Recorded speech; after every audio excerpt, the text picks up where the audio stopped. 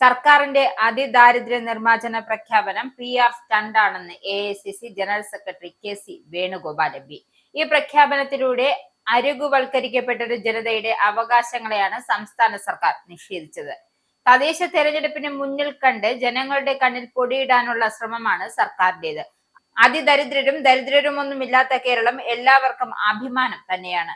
അതുപക്ഷേ പാവങ്ങളുടെ അവകാശങ്ങൾ ഇല്ലാതാക്കിക്കൊണ്ടും കള്ളക്കണക്ക് അവതരിപ്പിച്ചും അല്ല സൃഷ്ടിക്കേണ്ടത്. വിശക്കുന്ന മനുഷ്യനെ തിരഞ്ഞെടുപ്പിനുള്ള പ്രചരണ ആയുധമാക്കി സർക്കാർ കാണരുത്. ദരിദ്രരായ മനുഷ്യരുടെ ദുരിതപൂർണമായ ജീവിതം ലോകത്തിന് മുന്നിൽ മറച്ചു പിടിക്കാൻ ഗുജറാത്ത് സർക്കാർ മതിൽ കെട്ടിയതുപോലെ നുണയുടെ ചീട്ടുകൊട്ടാരം കെട്ടിയുയർത്താനാണ് കേരള സർക്കാരിന്റെ അതിദാരിദ്ര്യമുക്ത പ്രഖ്യാപനമെന്നും KC വേണുഗോപാൽ പരിഹസിച്ചു.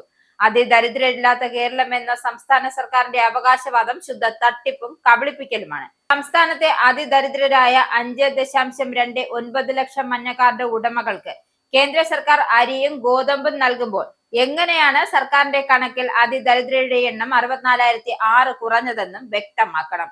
മഞ്ഞ കാർഡ് ഉടമകൾക്ക് സൗജന്യമായി ലഭിക്കുന്ന സഹായങ്ങൾ നിഷേധിക്കുന്ന നടപടിയാണ് പിണറായി സർക്കാരിന്റേത്. LDFന്റെ പ്രകടന പത്രികയിൽ അതിദരിദ്രരുടെ എണ്ണവും സർക്കാരിന്റെ കണക്കും തമ്മിലുള്ള വലിയ പൊരുത്തക്കേടുകൾ കാണാം.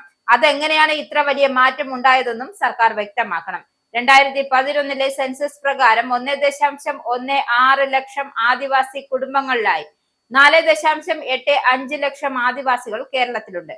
ഇവരിൽ എത്ര പേർ അതിദാരിദ്ര്യം അനുഭവിക്കുന്ന പട്ടികയിൽ ഉൾപ്പെട്ടിട്ടുണ്ടെന്നും സർക്കാർ മറുപടി പറയണമെന്നും KC വേണുഗോപാൽ ആവശ്യപ്പെട്ടു.